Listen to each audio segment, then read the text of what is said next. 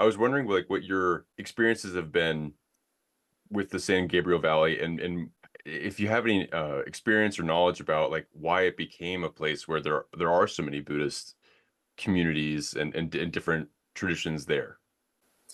I think you can kind of trace back as far as like um, pre-war times where Chinese immigrants were coming into the U.S., whether it's for railroads or if it's for, well, probably mainly railroad at the time, but more from, so my ethnicity is Vietnamese slash Chinese, and also same as Tony, I'm also Diju as well.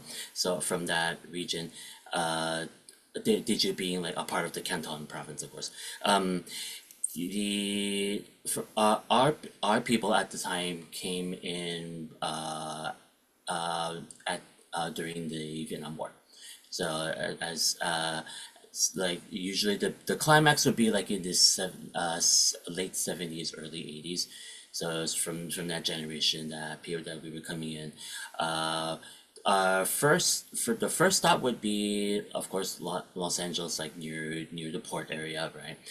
And then as soon as everyone started, we were able to graduate from the refugee camps. That's lack of a better term. That we moved eastward to like different communities, and then the San Gabriel Valley is the more common one.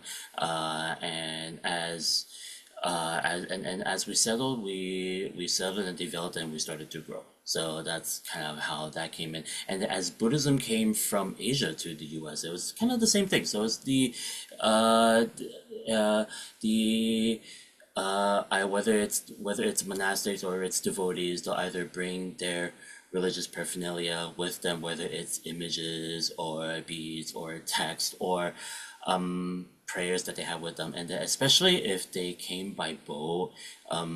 Boat the boats that they came on back then were probably not the best. So and were also and also very hazardous as well. So there was like a high risk of like flipping over or anything like that. So they everybody on the boat that identified Buddhists, they carried very strong and devoted, heartfelt prayers of, just let me get to the U.S. safely, and I'll figure out the rest later. So kind of like that. So that's kind of how Buddhism kind of developed, and then that's probably a good percentage of how Buddhism spread outside Asia in general. So that's kind of like an interesting thing to see as well. Yeah. So for the Yeah, San Gabriel Valley, it's about that kind of a story. gotcha, gotcha. And I don't know if you've lived other places or if you've visited other Buddhist communities elsewhere, or if you've practiced just in different areas. But is there something unique about the San Gabriel Valley Buddhist experience that is that sets it apart from maybe some other places? I think especially in the San Gabriel Valley, it's very close to what Buddhism would be like in Asia. Because there's such a heavy Asian population, and then there is a heavy connection of wanting to revive what was done in Asia and bring that back here, just to sort of maintain that spiritual connection. Uh, so it. So especially when you're practicing, when you practice in areas like I practiced in areas like Las Vegas, even in Northern California, some parts of the East Coast I visited. I've even visited areas like Chicago, Milwaukee, like that mid region as well. And it's quite different. And then especially a lot of Chinese temples in those areas, they sort of look to Los Angeles for kind of like what the standard is for either whether it's ritual or management or anything like that. If they can't reconnect with a home temple in Asia, they kind of look to like LA for like the standard. It's kind of like the LA um, health department. Like if there's like a disaster somewhere else, because LA is known to have like a very strict standard for like health related or food related issues or anything like that. They sort of look to LA for the standard. So it's like, okay, so I guess that's what we've become, kind of, sort of.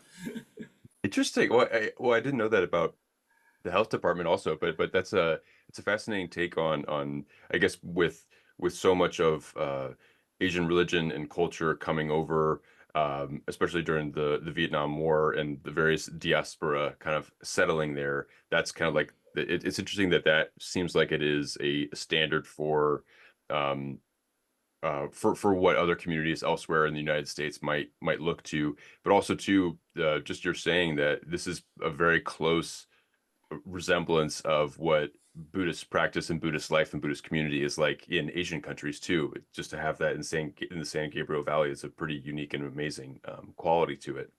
And I think I read that you are you grew up as you yourself being one of the only devout Buddhist practitioners in your family. Uh, Mm. what was that experience like? I mean, did was there like a cultural Buddhist context that you grew up in, but not everyone necessarily practiced in the way that involved a enthusiastic engagement, or was it something that uh, you didn't grow up in that kind of environment whatsoever, and you just felt drawn to it? Well,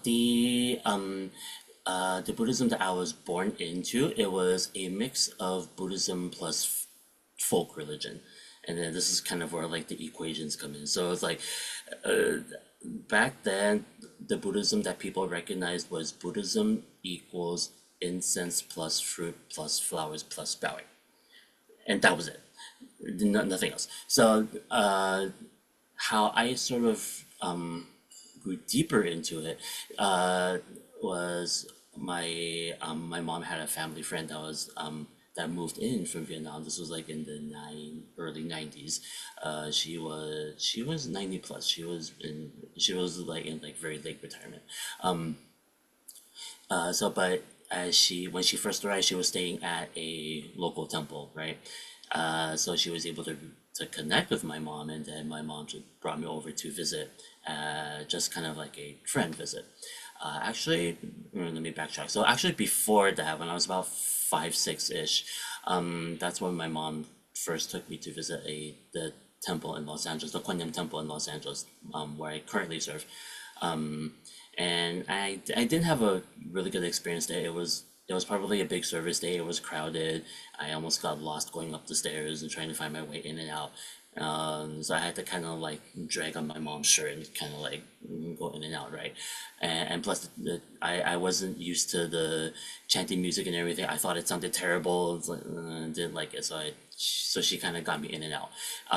Now back to the family friend, she brought me to go visit her at a smaller temple closer to our home, and she introduced me to my first teacher back then, and then things just kind of grew from there. As I kind of started to get more involved, started participating in services, just started to explore different things. Why does everybody wear robes? Why does people wear black? Why is everybody all standing in front of tables and different kind of things? My master back then, my first teacher back then, kind of saw me. I was about probably 7, 8 years old. So instead of playing with other kids like outside of the temple or like watching TV downstairs, I was actually kind of in like the back of the Buddha hall, just kind of like joining along, sort of joining along with everybody. And then I don't remember what my mom was doing, but she was doing her thing, and she could just kind of just left me there. And and then my teacher discovered that, this kid's kind of interesting. So she kind of got me in. I think we had some sort of a talk. And then lo and behold, I was sort of kind of brought into taking refuge vows. He gave me a blessing with his Raja bell at the time, and he talked to my mom, and I started going there more often, and started becoming more involved that way. So it was actually through the connection of the family friend that I started getting more involved that way. And Wow. as yeah, and that was that, and that's actually just me. My mom eventually became a kitchen volunteer, but then that was kind of as far as she went. As for the rest of my family, I have three other siblings above me. I'm the youngest. They sort of had their own thing. They were more focused on their careers. So they're more of the cultural aspect. Uh, but in recent years, they're started to learn more. They've started expressing interest in learning more. But then, it's sometimes if it's not through me, it's through their own means. And then I just I rejoice in that, and I just kind of let them develop that way. And I just open myself up if they have any questions. That's yeah, I feel like that's a it's a wonderful thing that you get to meet them when they approach you. That there's this kind of like thing of this has been a long-term interest for you, and this has been kind of like a more of a cultural background interest for them. But then there are some times when you can offer some of your window into the deeper elements of the practice and also of the teachings. Hmm. And it's amazing too. Like about 7 or 8 is when you took refuge, right? I mean that's what it Yeah, sounds like in a more kind of a formal setting. in a formal setting. Yeah. Yeah, and was you might have already said this, so I'm sorry for missing it, but was this within a Pure Land temple kind of setting, or was this what was the nature of the tradition?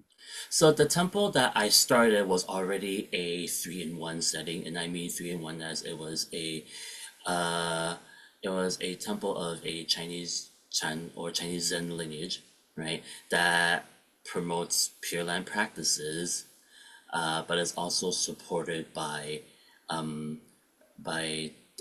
Tibetan Nyingma practices as well. So that's kind of the three-in-one that I started with, and that I still practice currently. Just the percentage of each because kind of varies.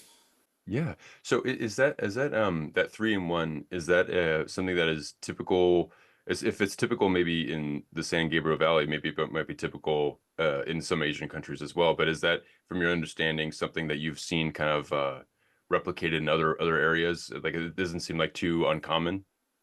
The three-in-one is not that common. It's pretty uncommon. The most common is the two-in-one, which is the Zen and Pure Land. Chan and Pure Land is more because the Zen or Chan element is more towards of like mindfulness, meditation, uh, awareness of the five skandhas in your own development, that kind of a thing. Pure Land is more common understanding is that's the practice that supports your practice or used to help benefit others, especially during end of life care or anything to that extent, and especially in my current work as spiritual counselor and bereavement coordinator, my percentage of Pure Land practice tends to be a little higher, and so that's kind of like the where it's at. But in the diaspora of the San Gabriel Valley, the most common combination is the Chan Pure Land combo.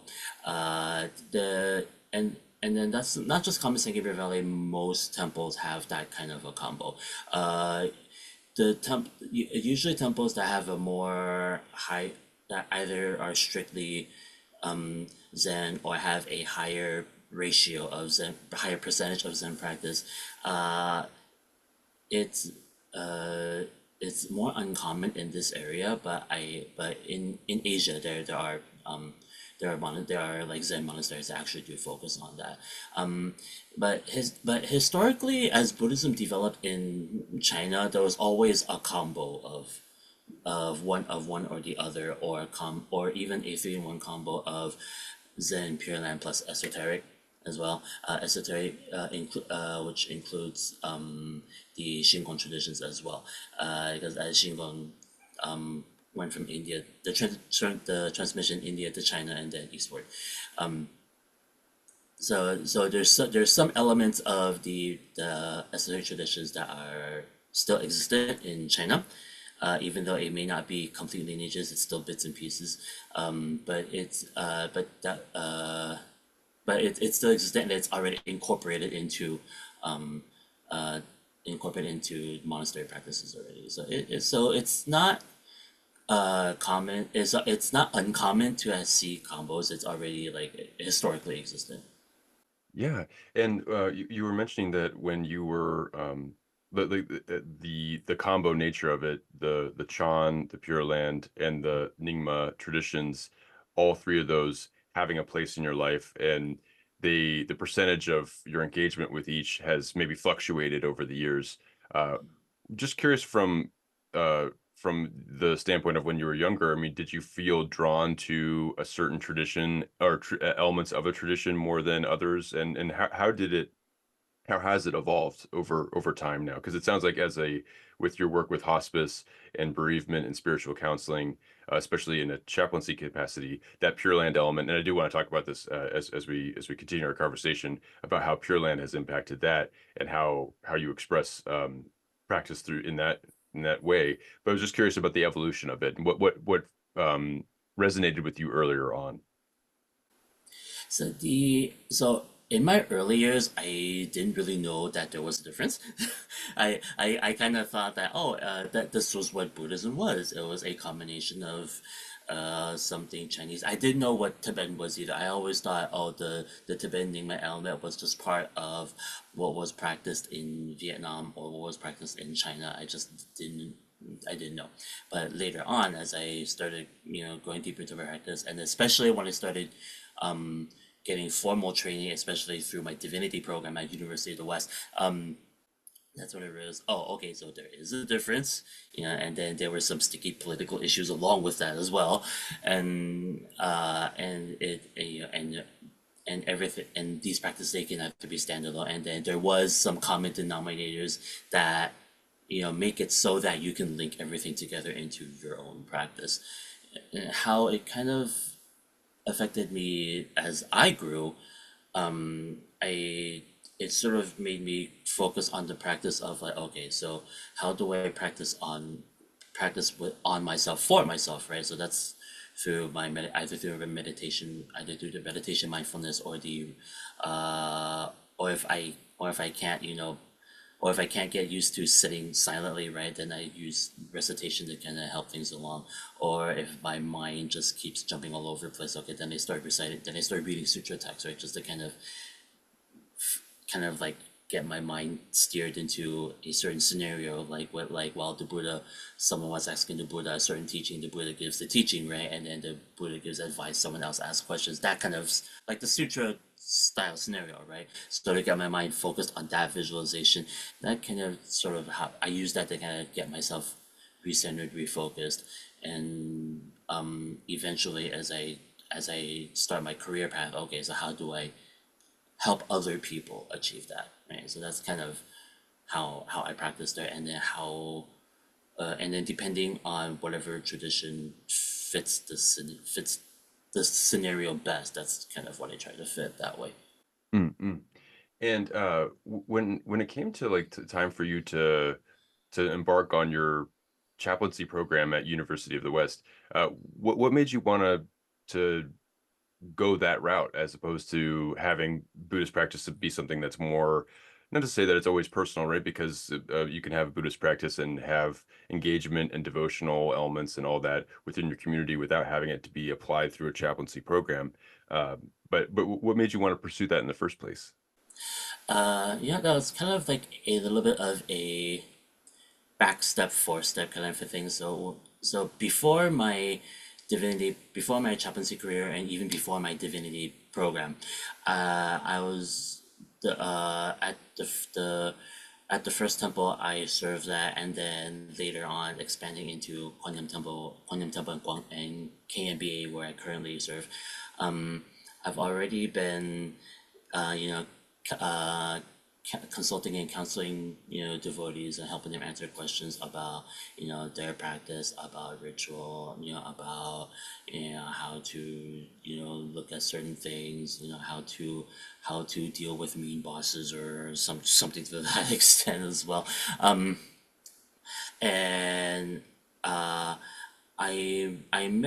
I met with some other ordained Buddhist ministers as well from the lineage that I'm ordained in, and I was kind of actually it was through them and also through their spiritual leader Pante Chochu. So I kind of had a talk with him as well. So he's like, "Oh, okay. So if you're already doing the work, get papers for it."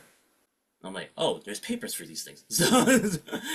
So he kind of introduced me to the whole ordination process. So I applied. I got my minister ordination 2011, uh, and and then with that in mind, then I thought, okay, I think I probably need to go a little deeper into this paperwork, and then I discovered the divinity program. That was actually through back when Danny Fisher was still the head of the chaplaincy department back then. We kind of talked back and forth a little bit, and then he thought, that's the chaplaincy program that might this actually might be something for you. It's something you're already doing. Why don't you put both feet in the water and then just go with it, and then make a career out of it. And it's, okay, because at that same time as well, I was in between jobs. And I had my own mental health issues as well. So I was like, okay, so if this is something that can kind of help me get back on track to a career path that I actually am already doing, that I actually love doing, that I can do full time instead of having to do it on the side on top of a full time job that I used to already have. And I thought, okay, that's if it works out, then I did it. So that's that's kind of how I got into it, and later on it kind of developed to where I'm at now, where I'm even though I'm not completely full time, but I'm full time at capacity where I work at different organizations, and then the hours just add up to a to full time. Sure, and you're certainly busy. I mean, like you're spreading your time with a lot of different areas. Like you're also a board member and chief operations officer of the Bodhiyana Buddhist Chaplain Fellowship, and you serve on the ritual teams of Kuang Min Buddhist Association and the Guan Temple in Los Angeles. And you also Yeah. have a blog, the Buddha Wears Glasses, and you also have written some pieces for Lions Roar, which I'd like to get into all of that later. But you certainly have like a full plate, and also too, I mean, just like the wear and tear, or the endurance that you have to show up every day to do your chaplaincy work in hospices, in very heavy places where a lot of like meaningful moments are happening. Mm. So it's certainly a great deal, and I really do appreciate how you've channeled your focus into helping people in that way, because it's such a vulnerable time. And also too, I mean, like this is not something that you just do. This is something that you love. So I'm just so glad that you've pursued that, and that you're doing something that fills your cup in so many ways. It's really wonderful.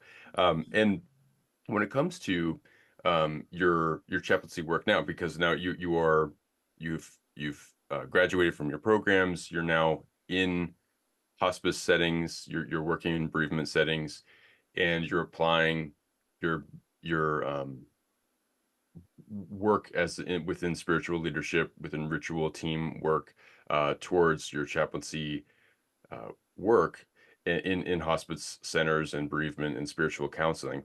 Uh, what has it felt like to go from being in a temple setting and working with implements and working with people that are there, coming to do their weekly, daily, monthly ceremonies, or whatever it is they might need, and just meeting their spiritual needs, and going to a place. I don't know if you always are working in maybe hospital settings, or if they're hospice centers or in people's homes, but going in that way and operating in a capacity where you're going to somebody else in somebody else's setting, where they don't necessarily maybe have a lot of the implements and a lot of the other things that you might find in a temple. Like, what has that experience been like for you, and how is it how has it felt for you? So you're right. So in a temple setting, when people come to you for stuff, they either come to you for like our monthly ritual, weekly ritual, and then in the ritual is in the form of a cultivation kind of a practice, like a self-awareness kind of a thing. In that environment, there's already like a common understanding, or somewhat of a common understanding, where that like you're here to practice, you're here to create merit, you're here to be a part of a community, you're here to make connections. There's already that kind of like undernote there. Whereas in a hospice setting, whether I'm in a hospital, in a boarding care, at a nursing home, or at their house, you know, my current patient clientele, the percentage that identifies as Buddhist is very, very small, like very, very small. So how I connect with them spiritually is through ministry of presence. Just kind of being there, offering a space, facilitating a space for them to express their feelings, helping them facilitate, what their spiritual needs are. Majority of my patients are Christian or Catholic, so if they want someone to, just to kind of listen to them read their scripture, right? And it's okay, I can kind of be there for that. If they need someone to help kind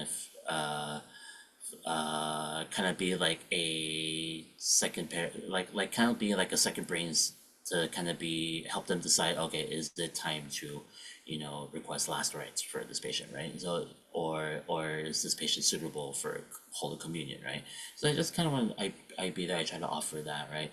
Active listening, empathetic listening, just kind of being that space for them to kind of help them spiritually and to help them of get out of any fear of unknown that they could be facing that's challenging them, or just helping them identify that that this is the going to be the grieving process, and there's no right way to grieve. There's no way to rush about it. I recently actually told a bereavement patient that there's no right way to grieve, there's no way to rush it. You're not going to get ticketed if you get if you go through bereavement too fast. So you get ticketed for speeding, but you're not going to get ticketed for speeding through your grief. So that's a totally different thing.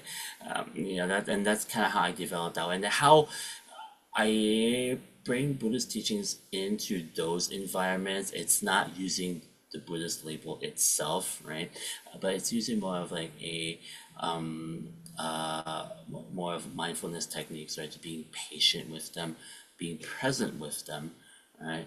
And then just to kind of help them, whether it's identify their grief or have them navigate their grief, or just to help them, or just to be a a slab of emotional support for them when they need it most, Hmm. right? Because especially with hospice patients, patients will get different sets of visitors at different times of the day, right? The nurse will be visiting like weekly, social workers will be coming in and out, healthies will be coming in and out. So a lot of patient families would be like, there's all these people coming in doing different things.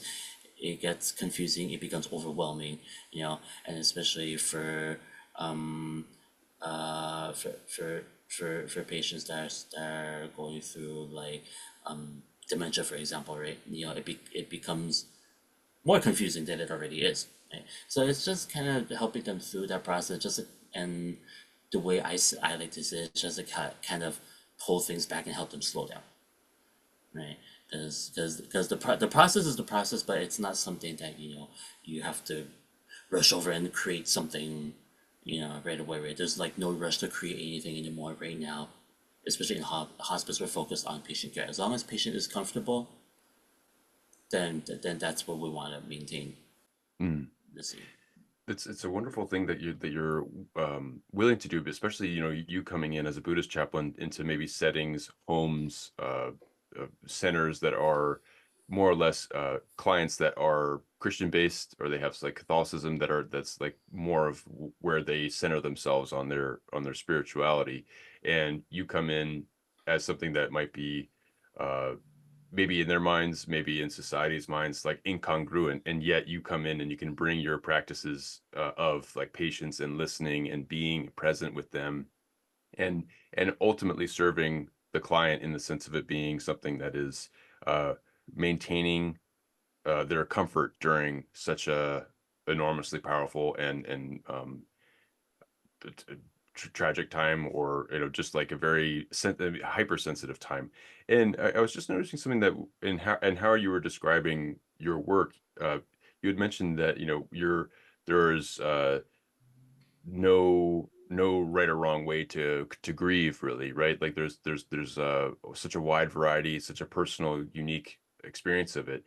And I was just wondering about this too, because like just with the people that you work with, it seemed like just from how you were speaking about it that grief is the uh, larger umbrella term to apply to the experience that people are in when they're in hospice care. And maybe this is more of a just like definition oriented part of the conversation, but it, I was in my mind, like I think about people when they're facing their finitude, when they're kind of coming towards the end, should they have more or less their faculties with them as they're doing that? I'd imagine some terror, some regret, and some guilt, and or maybe some feelings of euphoria, feelings of a closeness, a deeper connection. I'm not saying it all has to be necessarily these more harsh feelings and emotions. Do you put that all under grief, or do you see like a different side of like is grief? Do people think of themselves as, oh, I'm losing myself, or I am losing my life, and so I'm grieving that, or are the other things that I was saying, the other kind of emotional categories that I was just mentioning, are those all under the umbrella of grief?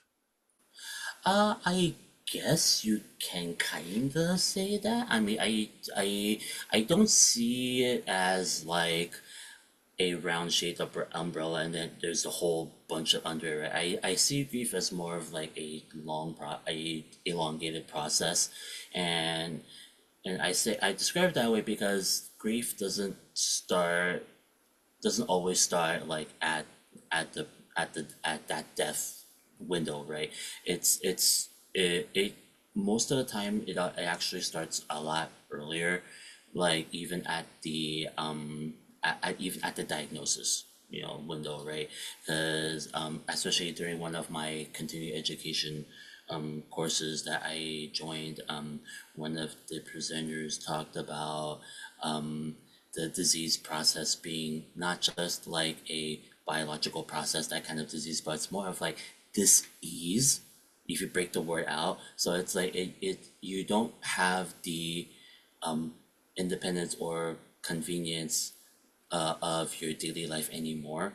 You're being more constrained. You're being more constrained to what your biological disease process is, right? So that's kind of that the more traumatic kind of moment where you mentally and physically start identifying, okay, this is the last mile of the road, right? So then there's that whole adjusting, and then you start having like more like anticipatory grief kind of things, or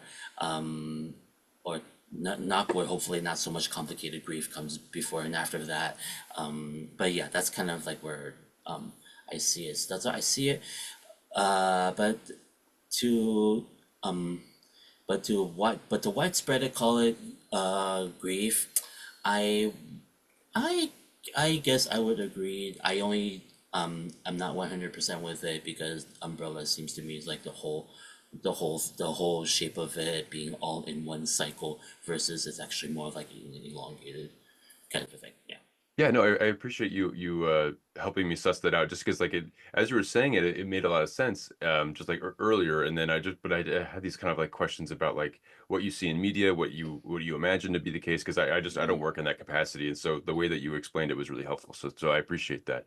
And too, like so whether you're talking to somebody that is has a Christian basis for their spirituality or a Buddhist basis, it sounds like ultimately it's about the comfort. And I did want to mention that there is an article that you wrote for Lions Roar, Mhm. and I believe it is oh yeah, how to help when death is near.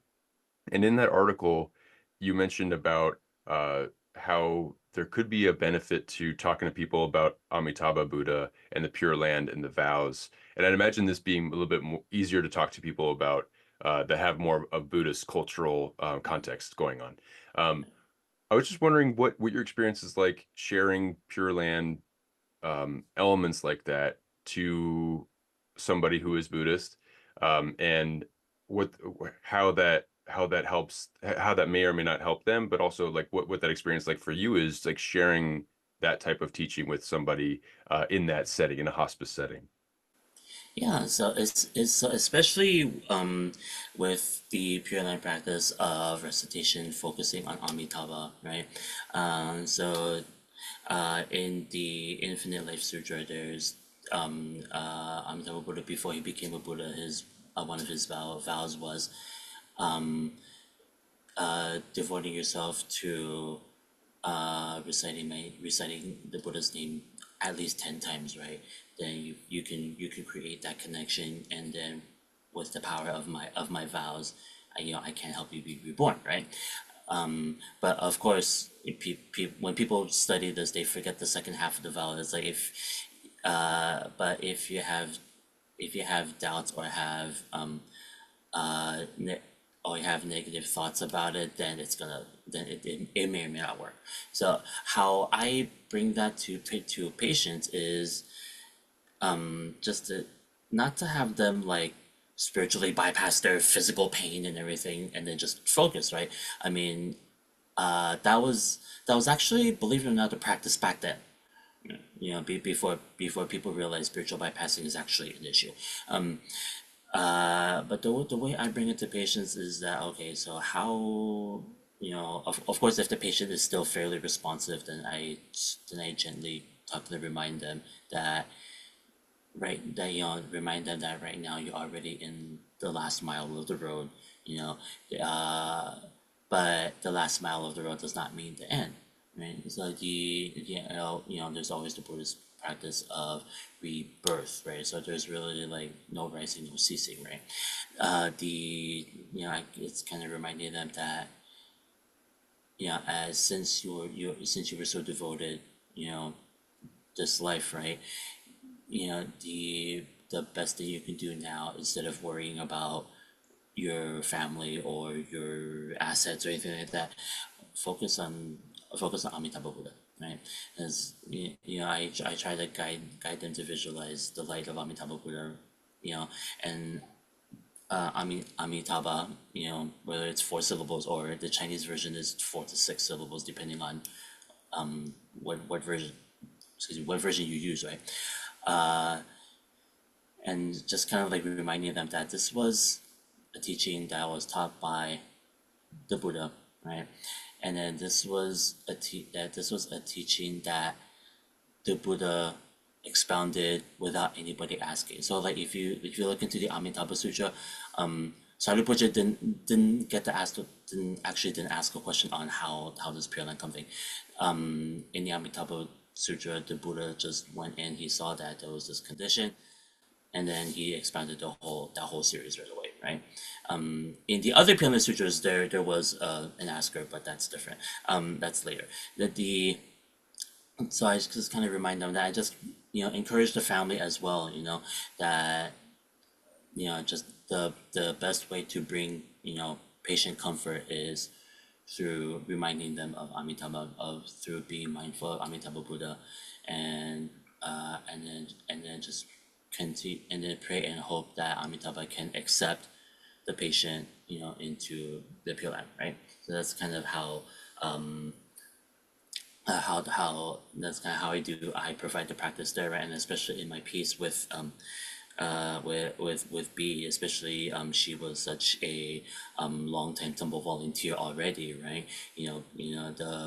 That whole half side of town like knew B for like her cooking at the temple, right? So she's already made so many positive connections with the community, with the temple. She's done a lot of great work.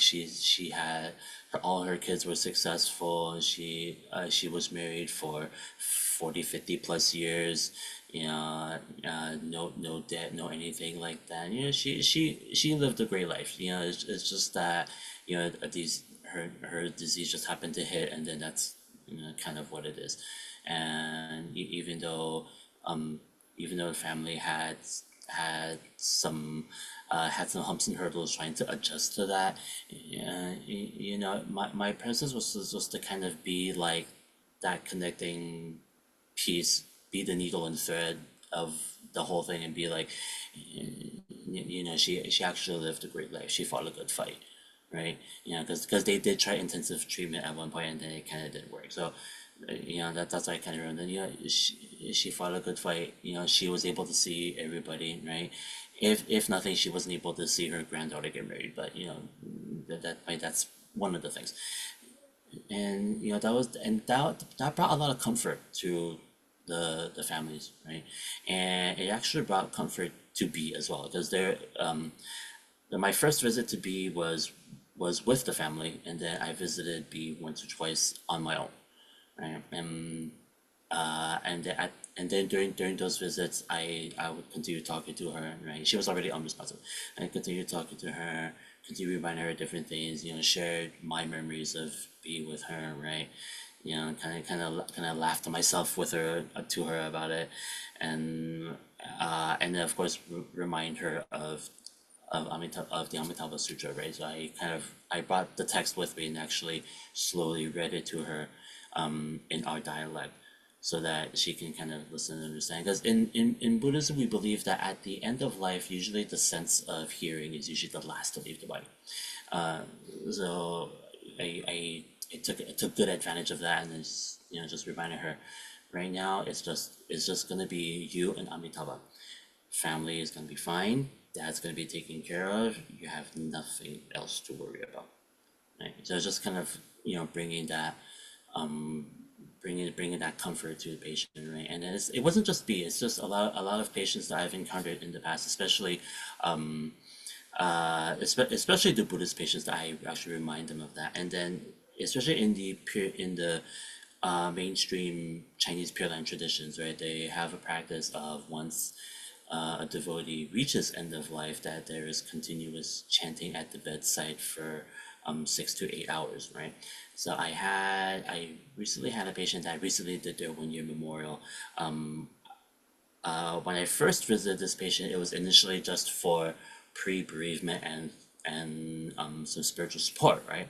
And then it ended up developing that they wanted more intense Buddhist related interventions, right? So okay, so I offered what I could. I helped them through some ritual, and I got the call about 12 something a.m. And it was a late night for me. I was actually getting ready to walk towards my bed, and then my phone goes off. I'm like, okay, this can't be good. um, and then I got the call saying that, okay, patient passed. Patient's family is requesting bedside chanting. I said, oh, okay. So I washed up and I headed out, and I initially planned for maybe just a few hours, just so that mortuary can pick up, right? It ended up being more than 6 hours, and just see, and then through that whole process of continuous chanting, and then in between reminding the descendant that, right now just focus on Amitabha Buddha, family is here, they're chanting along. You can chant, I tell this, you can chant along in your heart as well. And then if you see Amitabha Buddha, or if you see the signs of Amitabha Buddha picking you up, go. Right? There's nothing to worry about. Yeah, just kind of like recomforting them, and then interchangeably with recitation and chanting as well. And the family was relieved that I was able to kind of offer that, especially at such a late hour. But yeah, that's kind of part of what I do. That's a very common Pure Land practice, especially in Asia. There's actually like groups and clubs that actually do that. They have like hotline where like you can call, and they send two people to assess the situation, and then once they're good, then they start rotating for up to 8 hours. Wow. But that makes sense to like have some sort of organized effort where someone can then be relieved so they can go back to sleep, or again they can go about their day, but also too to make sure that the energy is there and that someone's there to kind of like keep it going for 8 hours. I mean, I have some things to talk to you about the care element that you were providing, but also too, I mean, just for yourself, uh, there you were getting a call. just after midnight, right? Hmm. And ostensibly, you just had a full day that you weren't just like sitting poolside, drinking like umbrella drinks and things like that, right? Like you were doing other things, Hmm. and then you were coming towards the end of a day, and then you get a call at midnight to go somewhere else to go then do 6 hours of something. So what do you do in between that call and arriving at the door of the center or the house to do that? Like, do you stop and get something to eat real quick? Do you go get coffee? Do you go like, well, how do you get your mindset and your body ready to go do another push? Coffee is a common one. And then I try to make sure that I make at least one or two trips to the restroom before I before I go in. Uh, and then afterward I try to like make sure I eat something before I go to my next thing. And as especially like the work that we do, it's like self-care is also important. I mean, even though I have like set I set schedules where I'm like off, and I'm like, don't bug me, don't bug me with work and stuff. It's usually like not like a hard stop, it's more like a dotted line kind of a stop. It's like I usually, like, for example, if I get calls for like for like a bereavement visit or anything like that, because I can't control when people can die, right, or when can people get sick, right? That's just can't do that. Yeah, if it does happen on like my schedule off day, then I just kind of assess the situation and see, is it really urgent? Do you really need me out there now, or can you know this wait a little bit? Maybe I'll wrap up whatever task that I was doing that I can be wrap up and then slowly head out there, just kind of assess it. Or if there is another chaplain, or there's someone available that's physically closer, then I can ask the dispatchers that maybe you can ask this person first, and then if they can't go, okay, let me know, and then I'll work something out. Yeah. Wow, wow. Well, it really is a very commendable effort that you put into this, and but at the same time, I'm very glad that you uh, have some boundary or have some sort of like self-care time, because burnout is like is very real, very important to Very avoid. real. And so yeah, so thank you for that.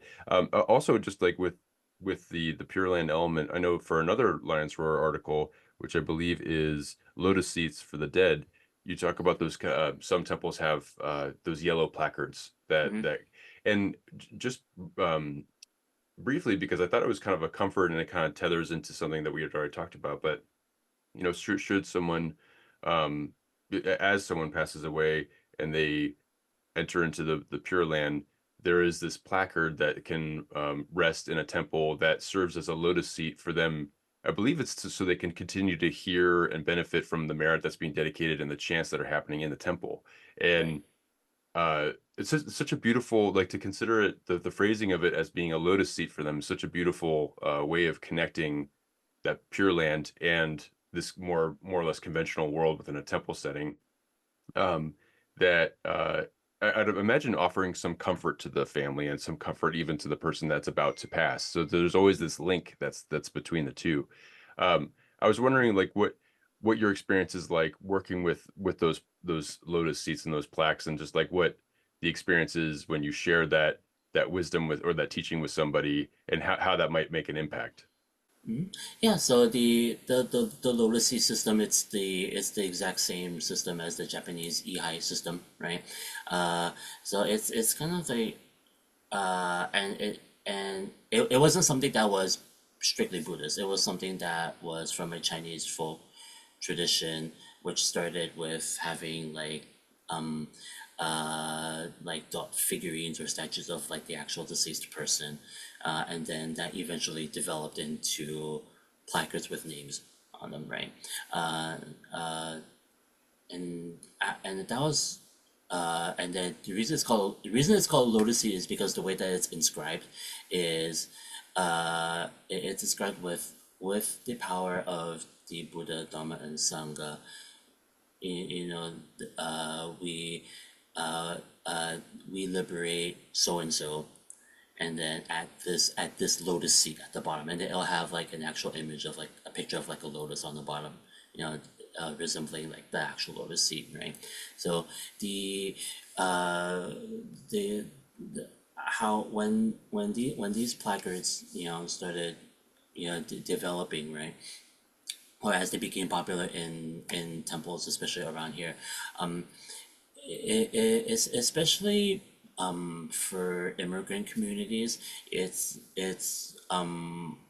the closest way that they feel that they can reconnect with their ancestors, or reconnect with loved ones that they had to unfortunately leave behind, right? Or loved ones that perished throughout during the immigration process, right? So especially for immigrant communities, that was a thing for them, because they didn't have means to like fly back to Asia, or those political reasons for that, or whatnot. So the placards served as a way that they can that they remember, right? That's their form of remembrance.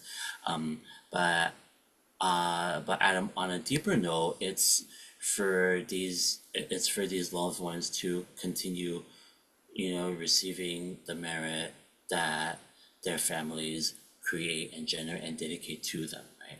That's another one. And there's also a space for them to not just listen and receive the teachings that are going on in the temple. It's a space for them to cultivate themselves as well. Even at the afterlife, we still encourage them to cultivate, right? So if you look deeper into the Pure Land Sutras, it's not that when you're reborn in Sukhavati, the Pure Land, right? You're not there. You don't get the beachside paradise umbrella cup pool, umbrella cup drink. You might get that at some point in the day, right? You do get breaks in between, but while you're there, you're listening. You're receiving teachings from Amitabha Buddha directly. You're receiving teachings from the Bodhisattva assemblies directly, right? And once a day, you're visiting other Buddha Pure Lands, and you're making offerings, and you're practicing walking meditation, and you're still cultivating, right? And you keep going until you either until you either reach Buddhahood, or if you vow to, or if you have a vow to come back to the human realm to continue to teach or cultivate or whatever, right? Depending on what your individual vow is, you go from there. So it's not gonna always be Waikiki Beach at Sukhavati, but having the plaque there at the temple, it's sort of like inviting the deceased to cultivate along with the assembly. So that's what I kind of that's what when the temple memorial halls, I kind of call them tenants, right? Because they're residents, they're practicing along with the assembly, right? And then there's actually a couple of stories where the presence of that memorial hall has actually where the residents, I call them, have actually developed into like protectors of the temple, right? Like where there's stories of how how theft was prevented at one point, where one of the resident nuns got like a dream of of some random person reminding them make sure to clear out the donation boxes by the end of the month. But then I was like, wait, scheduled clearance is not until like another 3 months, right? And then the person was like, bro, if you don't do it now, you're gonna wash your face in tears. So and it wasn't just like a one-time deal. It was like constant, dreams of that side, right? Of that scene. So the nun was like, okay, if that's the case, then okay, then clear them out. So now they cleared them out, and lo and behold, a couple of days later, there was theft activity at the temple, because the temple that I'm at, the temple that in mentioned, the temple and the resident quarters, they're separate buildings. And then there wasn't an active alarm system back then. It was just more of the standard alarm. And then all of a sudden, in the middle of the night, the alarm went off, And then as everyone went in to go see what was going on, the donation boxes were cranked open and everything. Windows were cracked. It got a little crazy, but it wasn't to a point where there was like a whole white mess of damage. It wasn't too bad, but there was still a little bit of damage.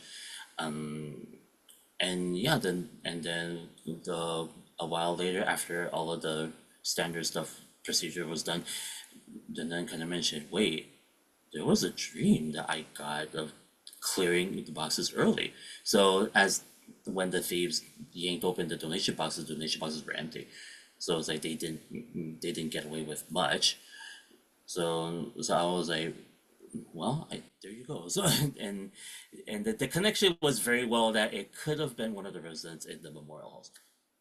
Yeah. Certainly, certainly, and thank you for going into that. I'm really sorry to hear about that invasive moment and that difficult moment that happened. But there is that power and connection that listening to that intuition, listening to that voice of the tenants, protecting their where they live, but also to Mm, like the temple itself, and two, what I appreciate too about what you were saying about what those lotus seats do is it's a continuation of practice. This doesn't mean necessarily that this is um, a wall of memorials of people that have done their time, and that's that, and that this is a way to honor them. It's more like we're all still practicing together. This is where they sit when we all practice. This is when and we continue to all practice in conjunction. It's not necessarily that they might be gone in one way, but they are very much they actually in fact are a tether to the Pure Land. mm. You have people on the more or less like the inside in that way. So it's a really wonderful way that you were phrasing that. So thank you. I just have one more larger question, which was just about how you began the Buddha Wears Glasses, your blog, and what made you feel like you wanted to express yourself more through a digital space, a written space, and what experiences that you've gotten out of making articles for that.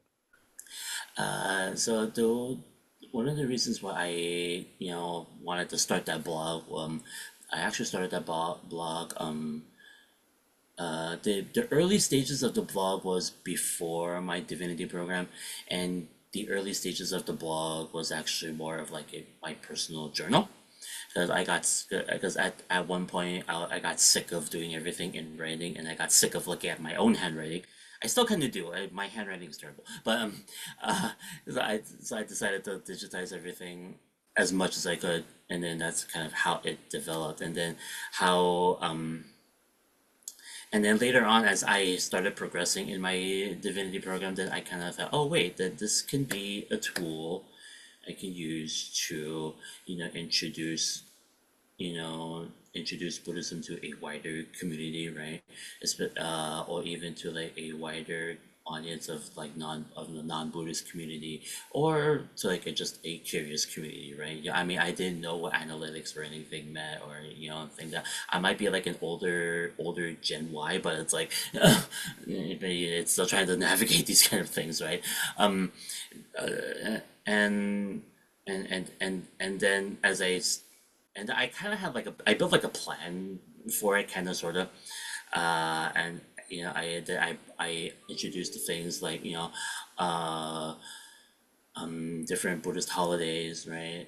Different Buddhist holy days or forms of practice, right? I remember tea meditation was one of, or it was like a series that I kind of introduced, right?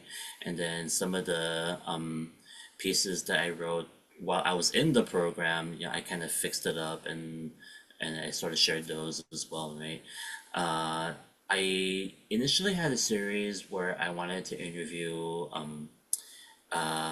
local temples, but then I realized, oh, I didn't have enough bandwidth for it, so I was like, kind of put that aside, and eventually, as I completed my divinity program, as I've dived myself into hospice chaplaincy, right? It's kind of like I kind of had to put the blog on the back burner.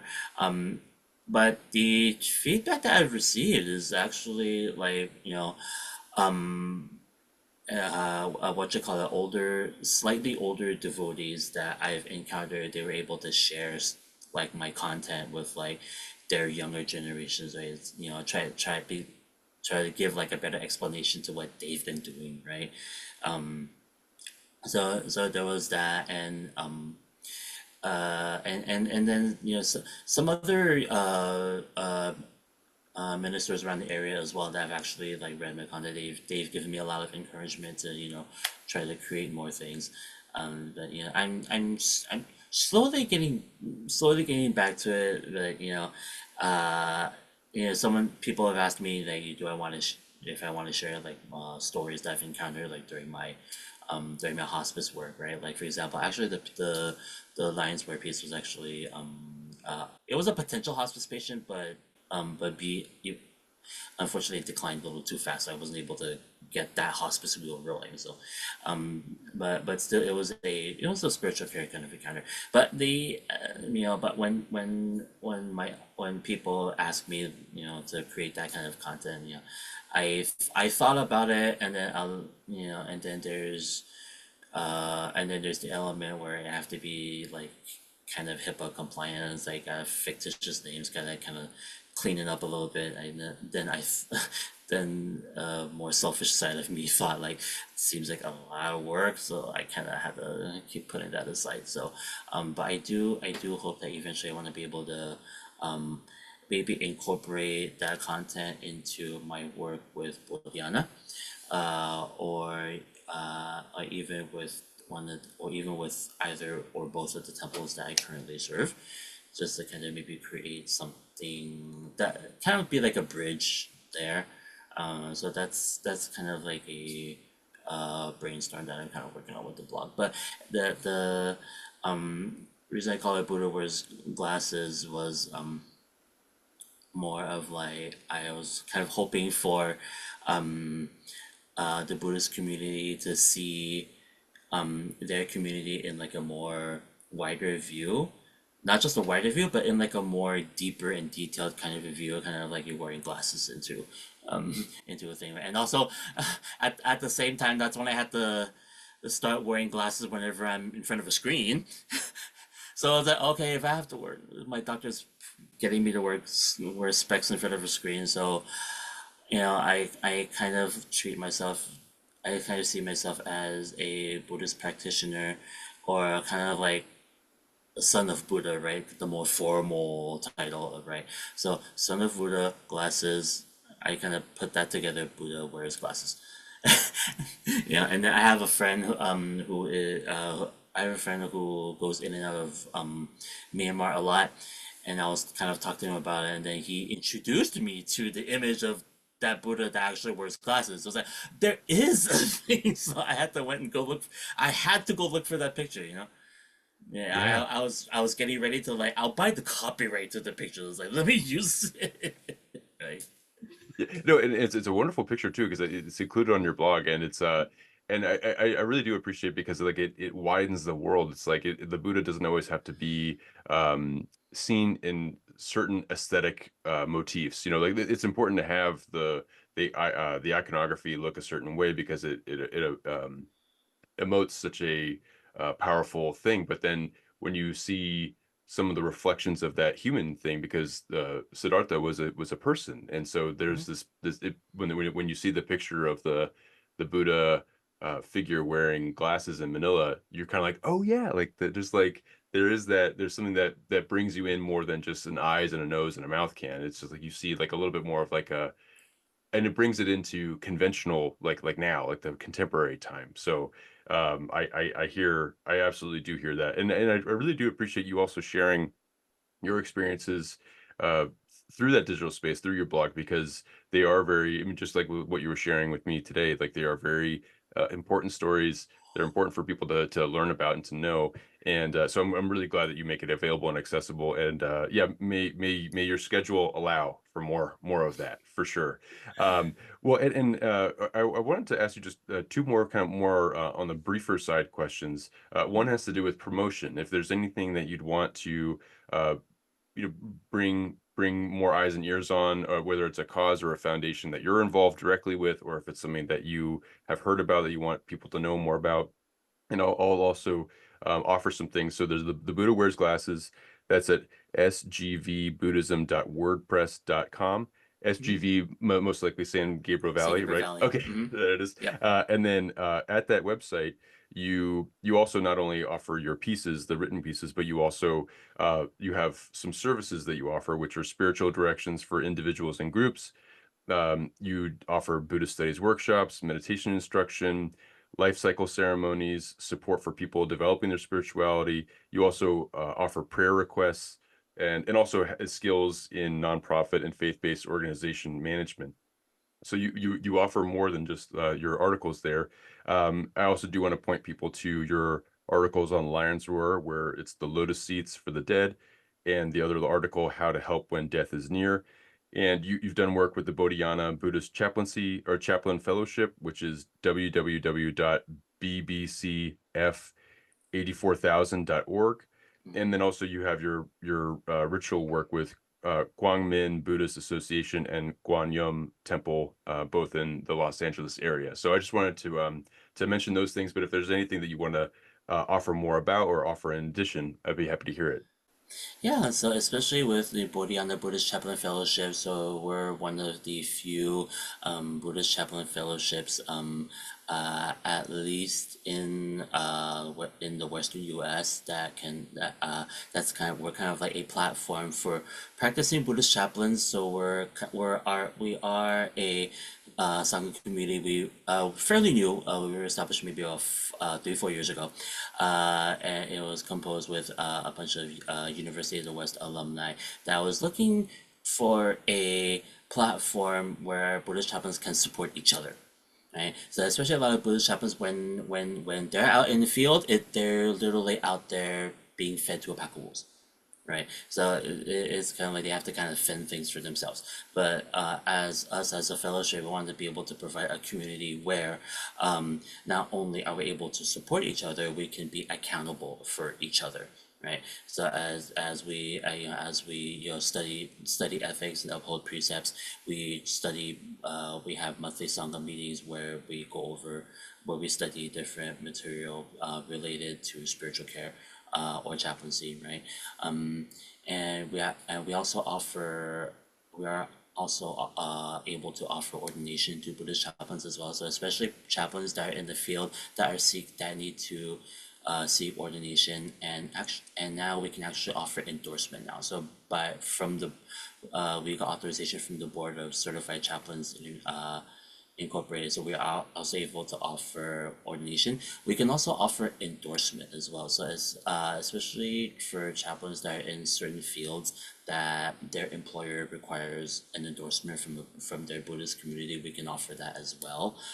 We recently received authorization from the VA that we can now be an endorsing body. So Buddhist chaplains that are wanting to serve in the VA or especially in the armed forces now, we can actually offer that. We'd actually offer them support that way. We have a mentorship program that we can kind of pair the mentee with one of our senior members, just to kind of help them on their path, especially if they're in a community where there's a very minimal Buddhist presence. We just kind of have to be able to be there for them and offer resources for them as well. As Bodhiyana, we're slowly growing, but we're already doing a lot of work. So especially and it doesn't have to necessarily be chaplains or spiritual care providers. We're slowly opening up to even applicants that are just interested in learning about Buddhist spiritual care. They more than welcome to reach out to us on our website, and then we can help link them up to something there.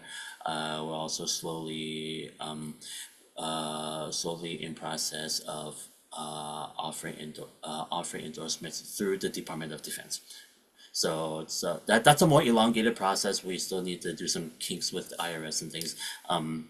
But that's already in the works. So once we get that, then we'll be another endorsing body on top of the current Korean Universal Bodies Buddhist Churches of America. So will be another one on top of that. But back more locally, it's more a community of Buddhist chaplains is trying to support each other to help each other on their career path and to help offer resources as well. So we're even though we're still fairly new, we're a full-fledged 501c3. We're fully legal, fully legit, and our numbers are fairly transparent as long as upon request. So I just wanted to at least give that plug, and also Quan Min Temple in Chinatown, Los Angeles. We've been around since 1983. And if you're familiar with the Chinatown area, it's the big yellow building off the 5 freeway. So can't miss that. So our services are usually bi-weekly on Sundays. So it's just kind of like what Reverend Tony mentioned, is the new moon and full moon days. That we have our services, and of course we have good food there as well as always. Buddhists have good food. So there's that as well. And then Kuang Min Buddhist Association is located in La Puente, California. So it's more on the eastern spectrum.